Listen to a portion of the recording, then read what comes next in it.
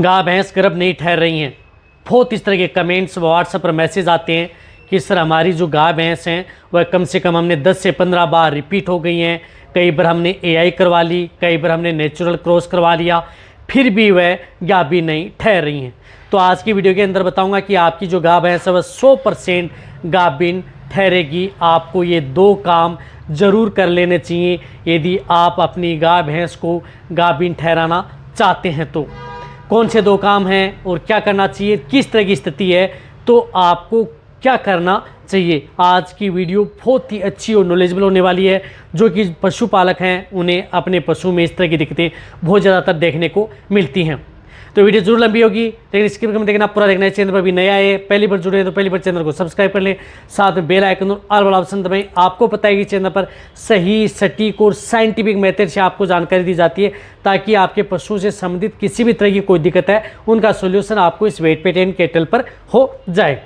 यदि आपका पशु गर्भ नहीं ठहर रहा है, आपने कई बार एआई करवा ली या कई बार यदि आपने क्रॉस करवा लिया, यानी क्रॉस का मतलब यदि आपने कई बार जैसे गाय है काऊ बुल या बफेलो बुल से बहुत बार क्रॉस करवा लिया है फिर भी आपकी गाय भैंस रिपीट हो रही है, या यदि आपकी गाय भैंस में बच्चेदानी में इन्फेक्शन था, गर्भाशय में संक्रमण था, तो उस स्थिति में आपने उनकी वेजाइनल ड्रेसिंग भी करवा ली, बच्चेदानी की सफाई भी करवा ली, फिर भी आपका पशु है वह रिपीट हो रहा है, यानी बच्चेदानी की सफाई करने के बाद में भी रिपीट हो रहा है, तो उस स्थिति में भी कर सकते हैं। या यदि आपके पशु में जिस प्रकार से जो मैंने बताया कि कई बार यही वह नेचुरल करने के बाद में भी गर्भ नहीं ठहरा है और जो इन्फेक्शन था उस इन्फेक्शन का भी इलाज आपने अपने वेटेरिनियन से करवा लिया फिर भी पशु गर्भ नहीं ठहरा है, तो उस स्थिति में भी आप उनका उपयोग कर सकते हैं। कहने का मतलब है कि यदि आपके पशु में किसी भी तरह की स्थिति हो, कारण कोई भी हो, निवारण आपको जो मैं बताऊंगा वही होगा। उसी स्थिति से आप अपनी गाय भैंस को आसानी से गर्भ ठहरा सकते हैं। देखो, सबसे पहले तो मैं नॉर्मल बातें बताना चाहता हूं कि यदि इस तरह की स्थिति से यदि आपको बचना है तो सबसे पहले तो जो होता है डिवर्मिंग, जो इसमें मैं टॉपिक में ऐड नहीं कर रहा, लेकिन डिवर्मिंग पेट के कीड़े मारने की दवा आप अपनी जो गाय भैंस हैं उन्हें समय समय पर ज़रूर देना चाहिए। इसके बिना भी कई बार पशु में दिक्कत हो जाती है, तो पेट के कीड़े मारने की दवा जो पशु गर्भ नहीं ठहरा है उसे दे दें। बहुत इस तरह की दवा आती है जो मैंने कई वीडियो में बताई है, या किसी भी मेडिकल स्टोर पर ला कर के आएंगे तो आपको दे देंगे पेट के कीड़े मारने की दवा यदि आप अपने पशु को गर्भ ठहराना चाहते हैं। तो एक तो वह करना ही करना होगा। साथ में आपको ध्यान में रखना है कि जिससे भी आप, चाहे वेटेरिनियन हो या एआई टेक्नीशियन हो, उससे जब भी यदि आप एआई करवाते हैं या तो इस बात का ध्यान में रखें कि उसका जो गर्भ ठहराने का या उसकी एआई सीमन का कितना रिजल्ट मिलता है उस पर भी निर्भर रहता है। एक बात आपको ध्यान में रखना है कि जितने जो एआई वर्कर हैं या वेटेरिनियन हैं वह कभी भी अपने जो जार रखते हैं उस जार के अंदर LN2 लिक्विड जो नाइट्रोजन गैस होती है उसको आप समय समय पर भरवाते रहें, यानी जो गोबलेट है वह नीचे न जाए। जहाँ पर भी आप स्ट्रा रखते हैं गोबलेट के अंदर तो उसका जो गैस का स्तर है लिक्विड का उसका नीचे न जाए। उसकी वजह से भी कई बार क्या होता है कि एआई जो स्ट्रा होती हैं वह ख़राब होती हैं और उसकी वजह से कई बार आपको एआई का रिजल्ट नहीं मिल पाता है, उसका भुगतान पशुपालक को उठाना पड़ता है। तो आप अपने जिस प्रकार से जितने ज़्यादा आप यदि सीमन लगाते हैं या एआई करते हैं उसी के अनुसार आपको अपने जार के अंदर 3 दिन में 5 दिन में आप उसे LN2 ज़रूर डलवानी चाहिए। 3 लीटर के जार में मैं बता रहा हूँ, यदि बहुत ज़्यादा ले रहे हैं तो 3 दिन में, कम यूज में ले रहे हैं तो 5 दिन में। रही बात उसकी कैपेसिटी क्या है, सही बात जो मैंने बताई कि उसका गोप्लेट से इस तरह नीचे नहीं जाना चाहिए, वह भी बहुत ज़्यादा कारण बनता है। उसकी वजह से भी कई बार पशु गर्भ नहीं ठहर पाते हैं। लेकिन ये तो एआई की बात हुई। अब रही बात एआई से तो ठहरे न ठहरे, लेकिन हम नेचुरल करवाते हैं उससे भी गर्भ नहीं ठहरते हैं। तो नेचुरल का भी आपको ध्यान में रखना है कि जिससे भी काऊ बुल या बफेलो बुल से यदि आप क्रॉस करवाते हैं तो वह कोई इन्फेक्टेड ना हो और उसका रिजल्ट यदि अच्छा हो, उन्हीं से ही आप क्रॉस करवाएं। इस बात का भी आपको ध्यान रखना है। फिर भी यदि आप सावधानी रख लेते हैं, फिर भी यदि आपका पशु गर्भ नहीं ठहर पाता है तो आपको एक मेन बात जो ध्यान में रखनी है वह आप अपने पशु को देना है, तभी आप अपने पशु में बेस्ट रिजल्ट पाएंगे। अन्यथा आपको इतना रिजल्ट आपके पशु में देखने को नहीं मिलेगा। अब देखो, यदि आपके पशु में यदि इस तरह की दिक्कत है तो आपको क्या करना है, जो मैंने बताया कि एक तो डिवर्मिंग आप अपने पशु में करवानी है समय समय पर, वह तो करवाएंगे।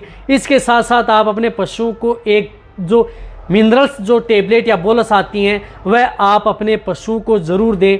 जिस तरह से यदि आपका पशु बार बार रिपीट हो रहा है उस स्थिति में जो चिलेटेड मिनरल्स एंड विटामिन की जो बोलस आती हैं उनका आपको उपयोग जरूर अपने पशु में करवाना चाहिए। तो जिस तरह से यदि आपका पशु रिपीट हो रहा है, गर्भ नहीं ठहर पा रहा है, किसी तरह की कोई दिक्कत नहीं है, आपने उसकी सफाई भी करवा ली या इन्फेक्शन था या फिर भी कोई इन्फेक्शन नहीं है, डिस्चार्ज एकदम साफ पारदर्शी डाल रहा है, तो उस स्थिति में आपको क्या करना है कि आप अपने पशु की जिस प्रकार से रिपीट होने के बाद में जैसे यदि पशु हीट में आता है तो आप उस स्थिति में आप उसकी एआई व नेचुरल नहीं करवाएं। उस केस में आपको उस पीरियड में क्या करना है, आपको जो चिलेटेड एंड विटामिन मिनरल्स की जो बोलस आती हैं, जिस प्रकार से बोविमिन जीएल आती है जो कि केरस की आती है, उसका उपयोग कर सकते हैं। जो इस तरह की ये बोलस आती है, इतनी बड़ी बोलस, तो ये एक बोलस पर डे लगातार आपको 21 दिन यानी 21 दिन आपको लगातार 1 बोलस लगातार आप अपने पशु को देनी है। इसी तरह से ये नहीं मिल रही है तो इसकी वजह से आपसे जिस प्रकार से एग्रीमिन आई आती हैं, जो कि इसकी आती हैं, विरबे की आती हैं, जो इस तरह की आती हैं, इसका भी उपयोग आप अपने पशुओं में करा सकते हैं। ये भी एक बोलस पर डे आप अपने पशुओं को लगातार 21 दिन आप अपने पशु को देनी है। जो मैंने आपको ये बोलस बताई हैं लगातार देंगे तो ये आपको चिलेटेड विटामिन से मिनरल्स की बोलस आपको उस स्थिति में लगातार 21 दिन उस पशु को खिलानी ही खिलानी है।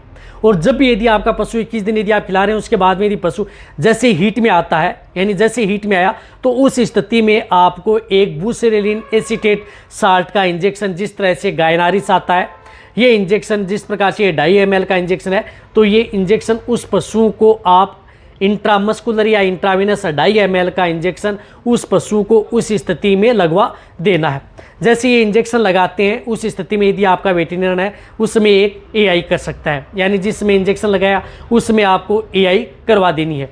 एआई करा दें या उसके बाद में आप 12 घंटे अंतराल बाद में आपको फिर एक बार ज़रूर एआई या क्रॉस करवाना है, यानी 2 बार ये इंजेक्शन लगा देना है। ये इंजेक्शन लगाते समय यदि आप जिस प्रकार से यदि आपने क्रॉस करवाया या एआई करवाई है तो उस स्थिति में करवा लें, और उसके बाद में 12 घंटे बाद में आप उसकी एक बार और एआई करवा सकते हैं या क्रॉस करवा सकते हैं। 100% आपका पशु गर्भ ठहरने के चांस बने रहेंगे, कोई भी दिक्कत आपके पशु में नहीं होगी। यदि आप क्रॉस करवा रहे हैं, जिस प्रकार से यदि आपने क्रॉस करवाया उस स्थिति में आपने ये इंजेक्शन लगवा दिया, फिर आपने क्रॉस करवा लिया, और क्रॉस कराने के बाद में आप एआई भी करवा सकते हैं 12 घंटे बाद में, यदि कोई भी दिक्कत नहीं होगी। उस स्थिति में भी पशु में गर्भ ठहरने के चांस रहते हैं। कहने का मतलब है कि 2 बार उस तरह के केस में आपको एआई करवानी चाहिए, एक साथ नहीं, 12 घंटे का गैप देकर के आप कराएं। आपका पशु, मैं कह रहा हूँ कि 100% तक आपका पशु गर्भ ठहर जाएगा। यदि कोई भी दिक्कत नहीं है, किसी तरह की काउबुल, बफेलोबुल या सीमन में कोई दिक्कत नहीं है, तो 100% तक पशु गर्भ ठहर जाएंगे।